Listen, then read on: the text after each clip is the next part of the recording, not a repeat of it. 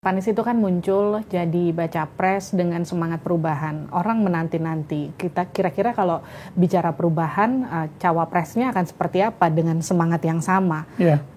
Sosok kayak apa sih sebetulnya? Nah itu yang menurut saya penting untuk dikemukakan. Terima kasih ditanya nih. Jadi kan 5 kriteria ya yang sering disebutkan itu. Nomor 1, bakal calon presidennya itu harus figur yang bisa menambah efek elektoral. Tandanya 2, nomor 1 survei. Nah yang kedua yang disebut sebagai political vulnerability, kerentanan politik. Jadi umpamanya meskipun angkanya tinggi, tapi kalau kemudian ditengarai punya kerentanan politik tinggi juga, itu bukan jawaban. Oke. Misalnya tiba-tiba milih A, kemudian A ternyata punya masalah hukum.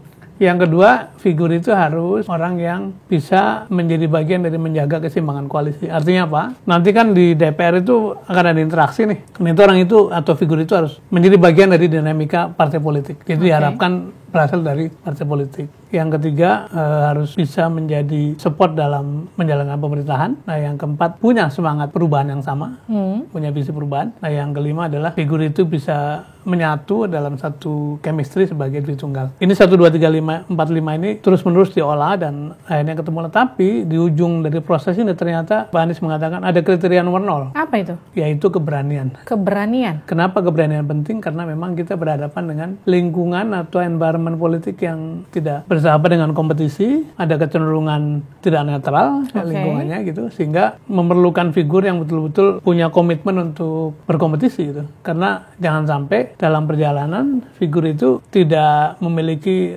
komitmen untuk menempuh resiko-resiko. Berani, berasal dari partai politik kurang lebih, punya dari sisi elektoralnya pasti harus cukup baik. Itu kayaknya ada di kriteria AHY, bukan di orangnya? Ya kita lihat ya nanti.